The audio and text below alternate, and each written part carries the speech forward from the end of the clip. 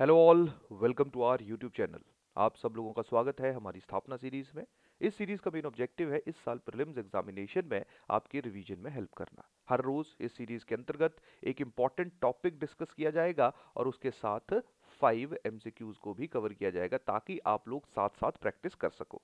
आज हम लोग हमारी स्थापना सीरीज में इंडियन मॉडर्न हिस्ट्री का एक इंपॉर्टेंट टॉपिक डिस्कस करेंगे, that is important personalities of modern India. एक चीज ध्यान रखना, मॉडर्न इंडियन हिस्ट्री में आजकल सवाल जो है वो इंपॉर्टेंट पर्सनैलिटीज के ऊपर काफी पूछे जाते हैं। यही कारण है इंपॉर्टेंट पर्सनैलिटीज के ऊपर हम मल्टीपल वीडियो लेक्चर्स में आप लोगों के साथ स्थापना सीरीज में डिस्कशन करेंगे। तो आज के लेक्चर में हम लोग 3 इंपॉर्टेंट पर्सनैलिटीज के बारे में डिस्कस करेंगे, जिनमें सबसे पहले पर्सनैलिटी है राजा राम मोहन रॉय, सेकंड है सर सैयद अहमद खान और तीसरे है ज्योतिबा फूले। ये तीनों 19th सेंचुरी की सबसे बड़ी पर्सनैलिटीज हैं या 19th सेंचुरी के सबसे बड़े सोशल रिफॉर्मर्स हैं। तो सबसे पहले हम इन तीनों के बारे में एक ब्रीफ डिस्कशन करेंगे और उसके बाद इन्हीं तीनों के ऊपर 5 एमसीक्यूज को भी डिस्कस किया जाएगा और मैं उम्मीद करूंगा आप इस सीरीज को साथ साथ सॉल्व करने की कोशिश करोगे। ध्यान रखना, जैसे ही हमारी वीडियो सीरीज खत्म होगी आप लोग बताओगे कि 5 एमसीक्यूज में से आपके कितने सवाल सही है। 5 में से 5 सही हैं, 5 में से 4 सही हैं या 5 में से 3 सही हैं। तो चलिए सबसे पहले हम शुरू करते हैं आज का टॉपिक और सबसे पहले इंपॉर्टेंट पर्सनैलिटी के बारे में डिस्कस करते हैं जिनका नाम है राजा राम मोहन रॉय। राजा राम मोहन रॉय का बर्थ 1772 में हुआ बंगाल के अंदर। ये काफ़ी प्रॉस्परस फैमिली को बिलोंग करते थे। इनकी फैमिली मुगल कोर्ट में काम किया करती थी। राजा राम मोहन रॉय मल्टीपल लैंग्वेजेस में एक्सपर्ट थे, जिनमें इंपॉर्टेंट भाषाएं थी पर्शियन, क्योंकि उस ज़माने में मुगल कोर्ट की ऑफिशियल लैंग्वेज पर्शियन हुआ करती थी। पर्शियन के साथ साथ इनकी इंग्लिश लैंग्वेज में भी अच्छी पकड़ थी, स्पेशली जब ईस्ट इंडिया कंपनी के संपर्क में ये आए उसके बाद इनकी इंग्लिश भाषा भी अच्छी होनी शुरू होगी और इसी इंग्लिश लैंग्वेज ने इनको एक्सपोजर दिया इंग्लिश लिटरेचर का। और उसके साथ साथ जो इंग्लिश सोसाइटी में या यूरोपियन सोसाइटी में एनलाइटनमेंट हुई थी, एनलाइटनमेंट का मतलब क्या है, एक्चुअली कहानी क्या है कि 16th और 17th सेंचुरी में हम लोग देखते हैं यूरोपियन सोसाइटी को कि यूरोपियन सोसाइटी में रैशनैलिटी के आइडियाज जो है वो इंट्रोड्यूस होने शुरू हो गए। और जो ऑर्थोडॉक्सिटी हुआ करती थी, स्पेशली क्योंकि क्रिश्चियन रिलीजन वहाँ पे मौजूद था, तो जो क्रिश्चियनिटी के अंदर ऑर्थोडॉक्सिटी थी उसको लोगों ने चैलेंज करना शुरू कर दिया।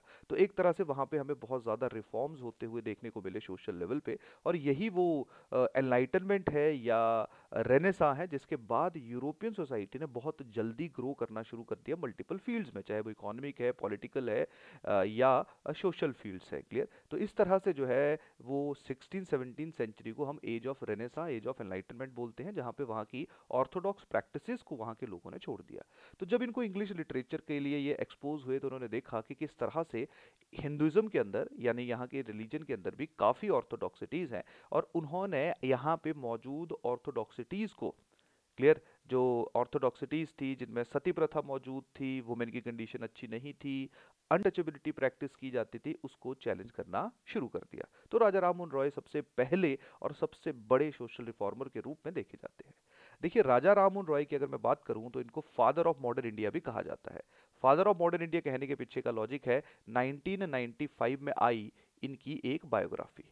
इस बायोग्राफी का टाइटल ही ये था। लेकिन एक चीज़ ध्यान रखना, इनको जो फादर ऑफ मॉडर्न इंडिया कहा जा रहा है इसके पीछे सबसे बड़ा फैक्टर है इनका कंट्रीब्यूशन।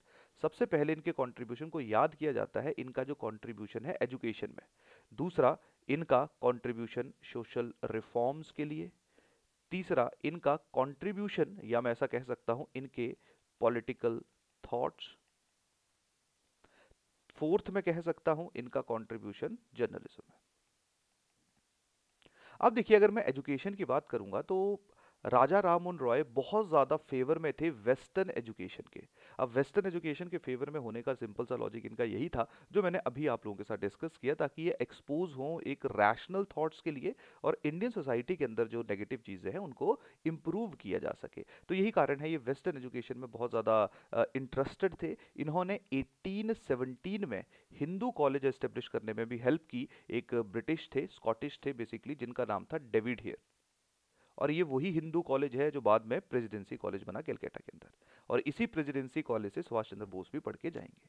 तो एजुकेशन में इनका काफ़ी ज़्यादा कंट्रीब्यूशन है। इसके साथ साथ इन्होंने खुद 1825 में वेदांता कॉलेज की एस्टेब्लिशमेंट की थी, जहाँ पे वेस्टर्न एजुकेशन को प्रमोट किया गया।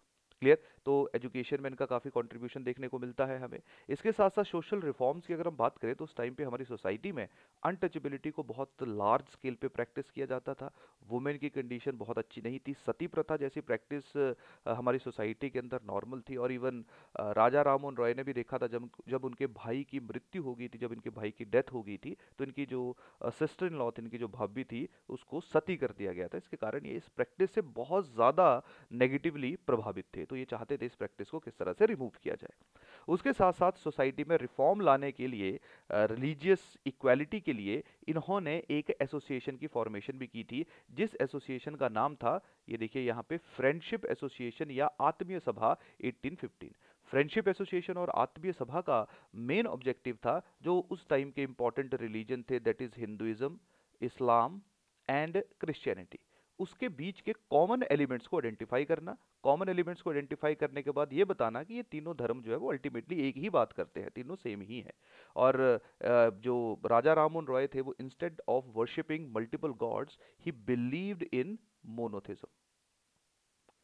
मोनोथिज्म या मोनोइज्म, जिसमें ऐसा माना जाता है कि सिर्फ एक ही गॉड एग्जिस्ट करता है, तो ये मोनोइज्म में विश्वास किया करते थे। अब ध्यान रखना, हिंदुइज्म में दो तरह की फिलोसफीज हैं, या मल्टीपल तरह की फिलोसफीज है, जिनमें से जो बहुत ज़्यादा फेमस है उनमें से एक है मोनोइज्म, जहाँ पे सिर्फ एक ही गॉड में विश्वास किया जाता है।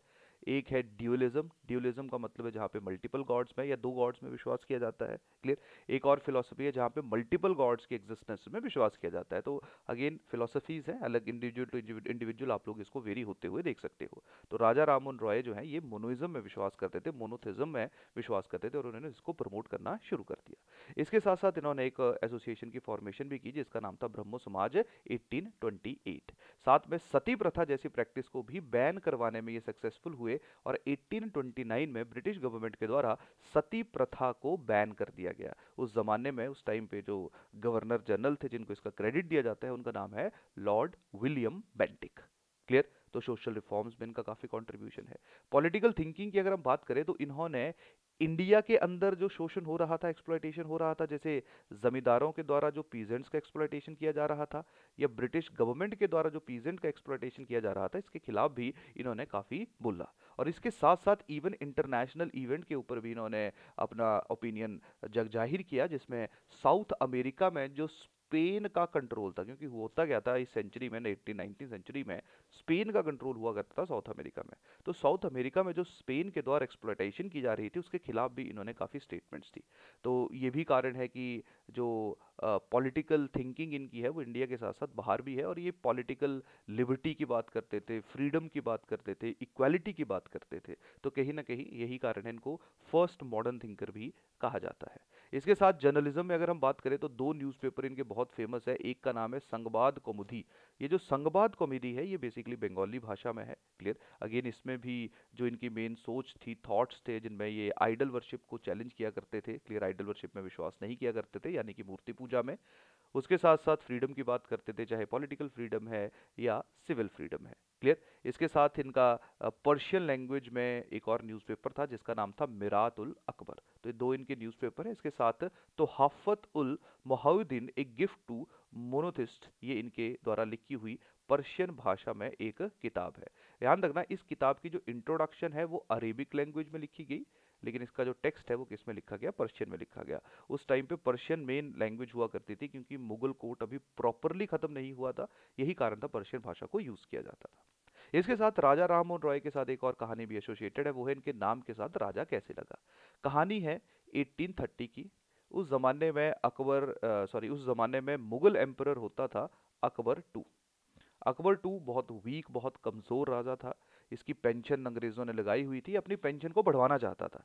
यही कारण था अकबर ने राम मोहन रॉय को कहा कि आप उसके बिहाफ पे ब्रिटेन जाओ और वहाँ पे उसकी पेंशन बढ़ाने की डिमांड करो। तो यही कारण है कि जब राजा राम मोहन राय या जब राम मोहन रॉय एग्री कर गए कि ठीक है मैं जा रहा हूँ, तब उनके साथ जो है वो राजा का टाइटल अकबर के द्वारा लगाया गया। तो अकबर की वैसे हिस्ट्री में एक ही खासियत है, अकबर टू की, अकबर वन की तो काफ़ी इंपॉर्टेंस है। अकबर टू की यही खासियत है कि इसने राजा राममोहन रॉय के सामने राजा लगाया।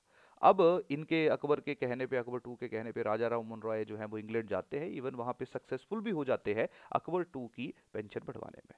लेकिन ये वापस इंडिया नहीं आ पाते हैं, और 1833 में ब्रिटेन में ही इनकी मृत्यु हो जाती है।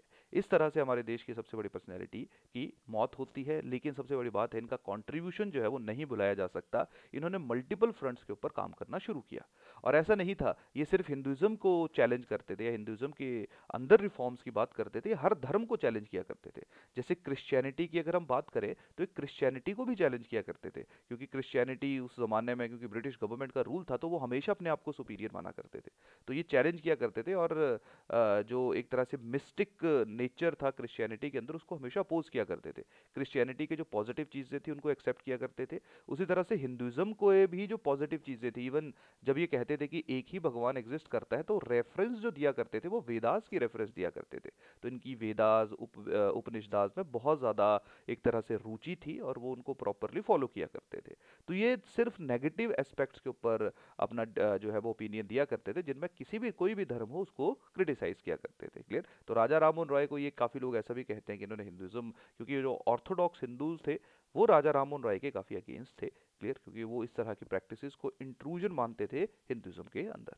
लेकिन इनका या उस जमाने में इस तरह के रिफॉर्म्स लेके आना बहुत ज़्यादा आवश्यक था। तो आई होप आपको राजा राममोहन रॉय के बारे में थोड़ा सा आइडिया लग गया। क्लियर। सेकंड देखते हैं। सेकंड है आपके sir Syed Ahmad Khan. Sir Syed Ahmad Khan East India Company के साथ काम किया करते थे। इसके साथ साथ जब 1857 रिवोल्ट हुआ तो इनके घर को भी लोगों ने जला दिया था। सर सैयद अहमद खान ने देखा कि इंडिया में मुस्लिम्स की कंडीशन बहुत ख़राब है। स्पेशली जब बंगाल वाले एरिया की बात करें या इवन यूपी वाले एरिया की भी बात करें, जहाँ से खुद बिलोंग करते थे, वहाँ पे जो हिंदूज थे, स्पेशली जो ब्राह्मण्स थे, उनकी एजुकेशन में, उनका एजुकेशन का लेवल बहुत ज़्यादा था। और जितनी जॉब्स निकल रही थी वो सारी की सारी हिंदूज़ को ही जा रही थी, स्पेशली बंगाली हिंदूज़ को। क्लियर। तो यही कारण था सर सैयद सैयद अहमद खान ने मुस्लिम समाज के अंदर, मुस्लिम सोसाइटी के अंदर रिफॉर्म करने की जो है वो कोशिश की। कहीं ना कहीं सर सैयद अहमद खान के दोनों एस्पेक्ट्स आप लोगों को देखने को मिलेंगे। लेकिन इन्होंने अपनी जो कौम थी, अपनी जो सोसाइटी थी, अपनी जो कम्युनिटी थी, उसमें देखा कि काफ़ी प्रॉब्लम्स फेस कर रहे हैं, काफ़ी लेस डेवलप्ड है। यही कारण है उन्होंने मुस्लिम एजुकेशन या मुस्लिम्स के अंदर एजुकेशन को प्रमोट करने की बात की। सर सैयद अहमद खान की अगर हम बात करें तो 1863 में इन्होंने एक सोसाइटी की फॉर्मेशन की जिसका नाम था साइंटिफिक सोसाइटी फॉर मुस्लिम्स। इस सोसाइटी का मेन ऑब्जेक्टिव था, जो साइंस के मेन रिसर्च वगैरह हो रही थी, जो साइंस की बुक्स थी, उनको उर्दू भाषा में कन्वर्ट करना, ताकि लोगों को समझ आ सके साइंस के बारे में और उनके अंदर रैशनैलिटी डेवलप हो सके। इसके साथ साथ ये मुस्लिम्स के अंदर एजुकेशन, मुझे मुस्लिम्स को एजुकेशनल, सोशल और पॉलिटिकल लेवल के ऊपर भी डेवलप करना चाहते थे। इसलिए इन्होंने अलीगढ़ मूवमेंट की शुरुआत की थी। तो बेसिकली अलीगढ़ मूवमेंट का मतलब यही था, मेनली मुस्लिम एजुकेशन को प्रमोट करने के लिए इस मूवमेंट को लॉन्च किया गया था। इसी मूवमेंट के अंतर्गत इन्होंने 24 में 1875 को एक कॉलेज की एस्टेब्लिशमेंट की थी, जिसका नाम था the Mohammedan Anglo oriental college. ये वही कॉलेज है जो बाद में 1920 में अलीगढ़ मुस्लिम यूनिवर्सिटी में कन्वर्ट हुआ। इसके साथ साथ जब 1885 में कांग्रेस की फॉर्मेशन हुई, तो उस कांग्रेस की फॉर्मेशन को भी सर सैयद अहमद खान ने क्रिटिसाइज किया। एक्चुअली 1888 की बात है, मेरठ में ये लोगों को संबोधित कर रहे थे। वहां पे इन्होंने कांग्रेस की फॉर्मेशन को क्रिटिसाइज किया, उसी ग्राउंड पे कि जो कांग्रेस पार्टी है ये बेसिकली बंगाली ब्राह्मण्स के द्वारा डोमिनेट की जा रही है। क्लियर। और ये जो पार्टी है ये मुस्लिम्स के इंटरेस्ट को किसी भी तरह से प्रोटेक्ट नहीं करेगी। और यहीं पे ही इन्होंने कहा कि मुस्लिम और हिंदू अलग अलग कौम है। तो कहीं ना कहीं ये जो अलग अलग कौम की बात है, अलग अलग कल्चर की बात है, अलग अलग नेशन की बात है, ये वही है जिसकी शुरुआत सर सैयद अहमद खान से होगी। बाद में मुस्लिम लीग इसको पिक करेगी, Mohammad Ali Jinnah, to nation theory concept आएगा, और उसके बाद 1947 में अल्टीमेटली देश के दो हिस्से हो जाएंगे। क्लियर। तो सर सैयद अहमद खान के साथ ये इंपॉर्टेंट चीज़ें एसोसिएटेड है। और तीसरे हमारी इंपॉर्टेंट पर्सनैलिटी है ज्योतिराव फूले या ज्योतिबा फूले। देखिए, ज्योतिबा फूले की अगर हम बात करें तो ज्योतिबा फूले का मेन कंट्रीब्यूशन है रिफॉर्म्स, एजुकेशनल रिफॉर्म्स इंट्रोड्यूस करना लो कास्ट में। क्लियर। स्पेशली उस टाइम पे अनटचेबिलिटी बहुत ज़्यादा प्रैक्टिस की जाती थी, और ये जो लो कास्ट लोग थे इनको एजुकेशनल फैसिलिटीज़ नहीं प्रदान की जाती थी। इन्होंने देखा कि ये समाज के अंदर बहुत ज़्यादा शोषण हो रहा है। यही कारण है इन्होंने लो कास्ट या जो अनटचेबल्स, डिप्रेस्ड क्लास थी, उसमें एजुकेशनल रिफॉर्म्स लाने की बात की। इन्हीं रिफॉर्म्स के लिए, इन्हीं रिफॉर्म्स के साथ साथ इन्होंने देखा कि जो वुमेन है उनकी कंडीशन भी अच्छी नहीं है, तो इन्होंने वुमेन की कंडीशन सुधारने के लिए भी रिफॉर्म्स लाने की कोशिश की। तो बेसिकली ये वुमेन और लो कास्ट डेवलपमेंट के ऊपर काम किया करते थे। 1873 में इनके द्वारा एक सोसाइटी की फॉर्मेशन की गई, एक समाज की फॉर्मेशन की गई जिसका नाम था सत्य शोधक समाज, that is society for finding truth. इस सोसाइटी का मेन ऑब्जेक्टिव था किस तरह से रिफॉर्म्स इंट्रोड्यूस किए जाएं और जो लोअर कास्ट है इनको अपर कास्ट के साथ मर्ज किया जाए, मर्ज इन द सेंस की इक्वालिटी के ऊपर लेके आया जाए, इनके लिए social political and educational reforms introduce किए जाएं। इसके साथ साथ इनको 1876 में म्यूनिसिपल काउंसिल के लिए भी नॉमिनेट किया गया था पूना के अंदर। तो ध्यान रखिए जो तीन इंपॉर्टेंट पर्सनैलिटीज़ हैं हमारे लिए काफ़ी इंपॉर्टेंट है। तो चलिए सबसे पहले इन तीन इंपॉर्टेंट पर्सनैलिटीज़ के बारे में हम लोग डिटेल में डिस्कस कर लेते हैं। इससे पहले हम आगे बढ़े, कुछ इंपॉर्टेंट इनिशिएटिव जो कि हमारे द्वारा लॉन्च किए गए हैं उनके बारे में आप लोग यहाँ पे देख सकते हैं। इनसे रिलेटेड डिस्क्रिप्शन में आपको लिंक्स देखने को मिलेंगे। देखिए इसमें हिमाचल प्रदेश के लिए जो है वो 2022 का एक फुल कोर्स भी हमारे द्वारा चलाया गया है, उसके साथ साथ आपको क्रैश कोर्स मल्टीपल स्टेट्स के लिए देखने को मिलेंगे। तो चलिए इससे पहले जो है वो सबसे पहले क्वेश्चन को डिस्कस करते हैं। फर्स्ट क्वेश्चन है, consider the following statements about Raja Ram Mohan Roy and identify the incorrect one. Clear, incorrect आपने आइडेंटिफाई करनी है। पहला है he believed in ushering modernity in India through modern education. Second है he condemned the and rejected the supremacy of Vedas, या यानी कि इन्होंने जो वेदास की सुप्रीमेसी है उसको जो है वो कंडेम किया और डिजेक्ट कर दिया, यानी कि डिसअप्रूव कर दिया। सेकंड है his campaigns were supported by Christian missionaries, इनको क्रिश्चियन मिशनरीज का काफी सपोर्ट था। तो तीन स्टेटमेंट्स आप लोगों के सामने है, जल्दी से अपना आंसर बताइए, शाबाश। आंसर टार मार्क करिए। देखिए इसका आंसर है डी, यानी कि दूसरा और तीसरा जो है वो आपका क्या है, इनकरेक्ट है, क्योंकि डायरेक्शन क्या दी गई थी, इनकरेक्ट आपने आइडेंटिफाई करना था। देखिए पहली स्टेटमेंट है he believed in ushering modernity, बिल्कुल सही बात है, ये मॉडर्न एजुकेशन को प्रमोट करने की बात करते थे। दूसरी बात है इन्होंने वेदास की सुपरमेसी को कभी भी रिजेक्ट और कंडेम नहीं किया। बेसिकली इन्होंने वेदास के ऊपर ही अपनी फिलोसफी को बिल्ड किया जिसमें मोनोइज्म की या सिंगल गॉड की बात हो रही है। His campaign was supported by Christian missionaries, ये भी गलत है, मैंने आपको जैसे बताया कि क्रिश्चियन मिशनरीज भी इनको बहुत ज़्यादा पसंद नहीं किया करते थे, क्योंकि ये क्रिश्चियन मिशनरीज के सिर्फ उन्हीं चीज़ों को, जीसस क्राइस्ट की उन्हीं टीचिंग को माना करते थे जो इनको रैशनल लगती थी। तो यही कारण था क्रिश्चियन मिशनरीज में ये बहुत ज़्यादा पॉपुलर नहीं थे। वैसे भी जो रिफॉर्मिस्ट होता है वो लोगों के अंदर पॉपुलर नहीं रहता। यही कारण है ये आपका जो दूसरा और तीसरी स्टेटमेंट है वो इनकरेक्ट है और आपका आंसर जो है वो है डी। चलिए सेकंड क्वेश्चन पे चलते हैं। Which of the following statement is incorrect in context of sir Syed Ahmad Khan. अब ध्यान रखो जब भी क्वेश्चन सॉल्व करते हो तो इस तरह से जो डायरेक्शंस है उनको, ऐसे जो इंपॉर्टेंट पॉइंट्स हैं उनको मार्क कर लिया करो ताकि आप यहाँ पे करेक्ट और इनकरेक्ट में कोई गलती ना करो। पहला ऑप्शन है he founded the scientific society in 1863 to translate major works in the sciences and modern arts into English. Second, he was critical about the formation of Congress Party. Third, he is known for Aligarh movement, which focused on promotion of education in modern Muslim community. Fourth है he called for greater representation of Muslim. चार option है, incorrect आपने identify करना है। आसान सवाल है, अगर थोड़ा सा आपने ढंग से स्टेटमेंट्स को रीड किया है तो बहुत मुश्किल नहीं है। देखिए इसका आंसर है ए, क्योंकि इनको इंग्लिश में तो कन्वर्ट करने की जरूरत ही नहीं थी ना साइंस और मॉडर्न आर्ट्स को, क्योंकि वो तो ऑलरेडी इंग्लिश में थी। इसको इन्होंने कन्वर्ट किया था किसमें, उर्दू भाषा में। तो यही कारण है फर्स्ट स्टेटमेंट जो है वो आपकी इनकरेक्ट है और आपका आंसर जो है वो है ए। नेक्स्ट चलते हैं, who among the following established society for finding truth in 1873। बताना जरा शाबाश, सीधा का सवाल है, आसान सवाल है। सोसाइटी फॉर फाइंडिंग ट्रूथ किसने एस्टेब्लिश की थी, जल्दी से। देखिए आंसर आपका जो पहले मार्क हो गया, आंसर आपका है ज्योतिबा फूले। सत्य शोधक समाज को सोसाइटी फॉर फाइंडिंग ट्रूथ भी कहा जाता है। क्लियर। नेक्स्ट है fourth, which of the following best describes the aim of Satya Shodhak Samaj established by Jyotiba Phule in 1873। To fight for the cause of women education in India, सही है। To fight against social malpractices like sati and encourage widow remarriage, ये भी सही है। To attain equal rights for people of lower caste, ये भी सही है। To promote western education among low caste people, ये भी सही है। अब देखिए यार सबसे बड़ी बात यहाँ पे यही है कि ये ऑलमोस्ट फोर, चारों की चारों स्टेटमेंट जो है वो आपको करेक्ट देखने को मिलेगी, लेकिन हमसे पूछा क्या है, बेस्ट डिस्क्राइब द एम। अब ध्यान रखिए यहाँ पे जो मेन ऑब्जेक्टिव था सत्य शोधक समाज का वो लोअर कास्ट में इक्वालिटी या इक्वल राइट्स की डिमांड करना था या इक्वल राइट्स को अटेन करना था। तो ध्यान रखो इस तरह के क्वेश्चन करना बहुत मुश्किल हो जाता है जहाँ पे चारों स्टेटमेंट्स ऑलमोस्ट ठीक होती हैं और आपको best option, best answer identify करना होता है। तो उसके लिए आपको जाना पड़ता है उस समाज के बेसिक फॉर्मेशन के पीछे की कहानी पे। तो कहानी सिंपल सी थी कि क्या चाहते थे ये चाहते थे to attain equal rights for people of lower caste. उसके बाद धीरे धीरे जो है उन्होंने वुमेन बाकी चीज़ों के ऊपर भी काम करना शुरू किया। तो चलिए लास्ट सवाल हमारा है, बहुत ही आसान क्वेश्चन है। Who supported setting up of Hindu college in Calcutta in 1817? तो चार ऑप्शंस है, जल्दी से आंसर बताइए, सीधा सवाल है। आंसर आपका है D, that is Raja Rammohan Roy. David Hare को उन्होंने सपोर्ट किया था हिंदू कॉलेज को एस्टेब्लिश करने में इन कलकत्ता इन 1817। तो देखिए ये है हमारे इम्पॉर्टेंट क्वेश्चंस, ठीक है, डिस्कशन के।